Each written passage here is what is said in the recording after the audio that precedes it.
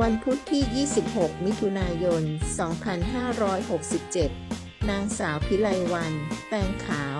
ผู้อำนวยการโรงเรียนอนุบาลเคหะบางพลี 10 ปีสอบชร่วมพิธีสดุดีวีรกรรมเจ้าพระยาบดินทร์เดชาสิงห์ สิงหเสนี เนื่องในวันครบรอบวันคล้ายวันอสัญญกรรมเจ้าพระยาบดินทร์เดชาสิงห์ สิงหเสนี